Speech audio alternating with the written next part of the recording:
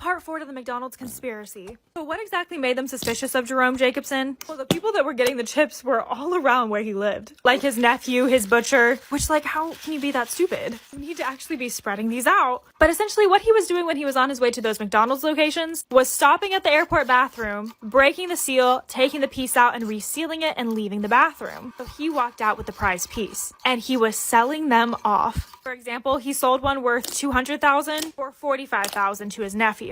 Obviously, he realized it was looking a little sketchy, so he decided to get someone else involved, named Jerry Colombo. I know it's a little confusing because they're both Jerry. He belonged in one of the 5 crime families that dominated New York. He wanted to promise his daughter a chip. If you didn't know this, that's why Jerome Jacobson was being called Uncle Jerry. I guess uncle is a term of respect in the mafia. And together they all teamed up to pick other winners, like Gloria Brown, who paid $40 grand for a $1 million chip. And even Jerry Colombo himself got a Dodge Viper. With all this info, the FBI was about to make their arrest. Can you solve this mystery? This is the story of the missing girl from a small village in Japan. All the clues are hidden in what I'm about to say. Once there was a girl named Madoka-chan who went to the park with her mother for a play date with her friend. While she was playing with her friend, her mom started chatting with the other girl's mom. When she looked back, Madoka was gone. The other girl said she went to play on the slides by herself and she hasn't seen her since. Madoka was reported as a missing person. Her parents and the police searched for months with no progress. 6 months later, her parents decided to try one last thing. They called a psychic. They brought in some of Madoka's belongings, and when the psychic touched them, she went into a trance. She shut her eyes and said, "Your daughter is still alive. Her heart still beats and her lungs still breathe. Her eyes gaze at a luxury home. Her stomach contains only the finest cuisine." Her parents hugged each other, ecstatic. They knew their daughter was still out there somewhere. They asked, "Where is she now?" The psychic hesitated for a moment before her eyes opened and she said, "Madoka-chan is all over the world." What happened to the missing girl? Let's see if you can solve this mystery.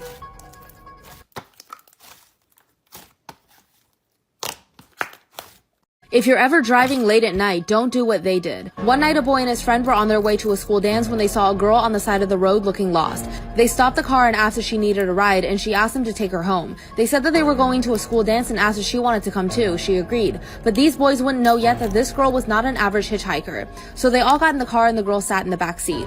After a while, the girl would constantly say that she was cold, so one of the boys gave her his jacket. They got to the dance and things were pretty normal, but what happened after would make the boys question reality. When the night was almost over, it was finally time to take the girl home. When they almost arrived, the girl told them where she lived but told them to drop her off close by so she can walk the rest of the way. So that's what they did. But after the girl walked away, the boy who let her borrow his jacket realized that he never asked for his jacket back. His friend said that they could just come back tomorrow for it. The next morning, they came back expecting to get the jacket and leave, but things were not so simple. They came up to the girl's house and knocked on the door, but they were shocked at what they discovered as soon as the door opened. Follow for part 2.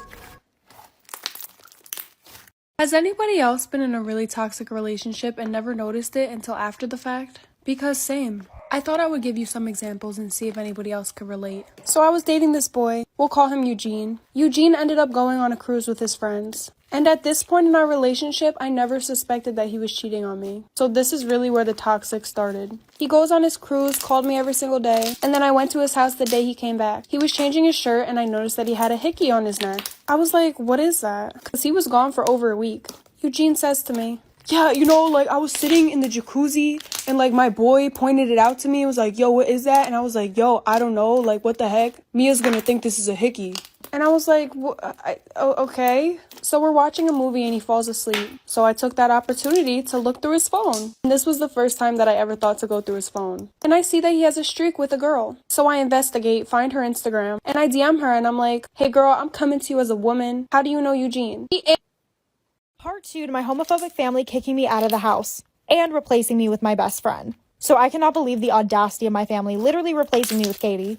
Not only was she just over there for movie night, but they had actually moved her into my room, the room that I was raised in. I felt so much fury that I had to walk around the neighborhood for a while just to calm down. But eventually I just started to walk back to the house that I was staying at. Once I got in, Katie messaged me. She apologized for being such a bad friend, but then she said she had a secret. And she came out to me as bisexual and begged me not to tell my family. She felt like my family was her own and she didn't want to get kicked out. I was so frustrated that she was keeping the same secret that I had in my house, but she's getting to actually stay at my house. It has been a full year now and she is still with them to this day. But thankfully, I'm now living with my boyfriend and his family has accepted me as bisexual. I am honestly so much happier and better off. If you guys have a story that you'd like to share, follow me and DM me.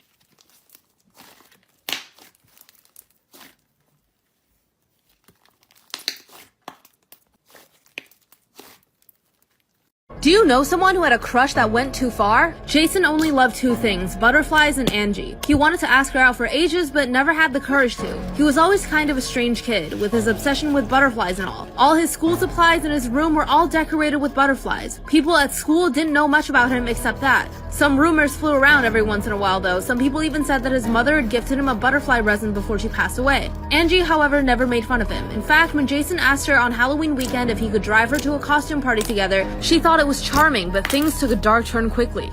At first, the car ride was awkward, but not anything to be worried about. Then Angie looked at her phone and saw that they passed the address of the party. She said, "Hey, you're going the wrong way," but there was only a grin on Jason's face. The next day, police found both Angie and Jason.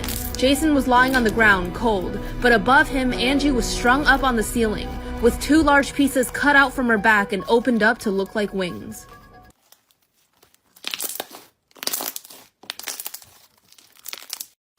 So it's Friday night. My man tells me he's going to go out with the boys for a little while. So, of course, a couple hours later, I check his location on the OnStar, which, by the way, he knows absolutely nothing about. And he's at this particular address that's unfamiliar to me. And I'm like, you know what? The last few times he's gone out, he's been going to this address. And I'm now really curious. I want to know who the fuck lives there.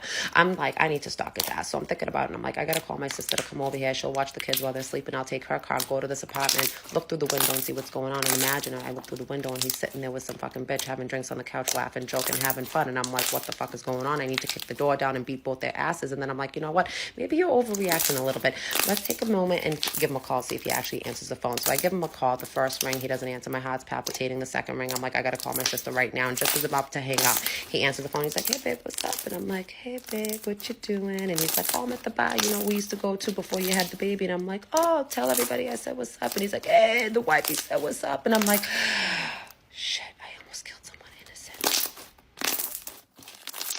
Detail, but guys wanted my mom's underwear, especially after she exercised. Totally disgusting and weird, I know. Things were going way too good. I was making tons of money and I was able to buy myself all the things that I wanted. My mom, of course, started noticing all this new stuff that I had in my room. Well, little did I know, but my mom had installed cameras in her bathroom and in the house. So basically, I was being filmed every second of my day. But of course, I had no idea, so I just kept doing what I was doing. I would wait for my mom to shower, then I would steal her underwear and ship it off to these dudes. I was home alone one day and there's a knock on the door. And when I opened it, it's the police. They had a warrant to search my house. Of course, my mom comes home and she explains to me that she installed cameras in her bathroom and that she caught some dude stealing her underwear. I literally couldn't believe they hadn't figured out it was me. So I totally played it off and acted like I was shocked. Then my mom called me into her bedroom and started showing me all the footage. It was totally obvious it was me. Then I got handcuffs put on me. Then my mom busted out laughing. She said that they wouldn't arrest me, but that I needed to learn my lesson. The cops warned me, saying that if I ever did that,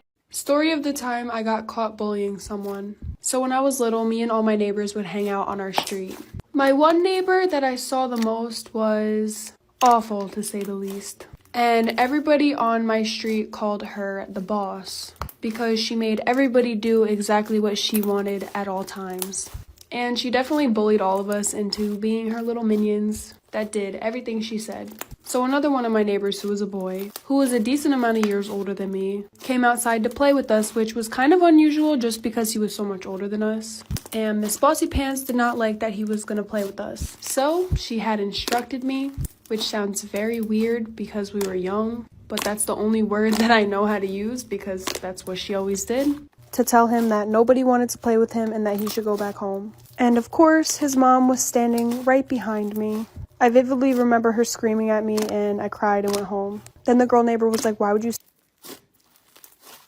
Story of the time I faked a leg injury just to take the elevator in school. So this was my junior year of high school, and I've always had really bad social anxiety. Every time I would walk through the hallways, I felt like everybody was just staring at me and talking about me. Which I'm not even gonna lie, most of the time they were looking and talking about me. Because for some reason in high school, everybody was just so obsessed with my life. But that's a rant for another video. So one day I was wearing heels in front of my parents and I ended up twisting my ankle or something. And it hurt. So when I told them that it hurt, I wasn't lying, but it was only sore for a day. Shh.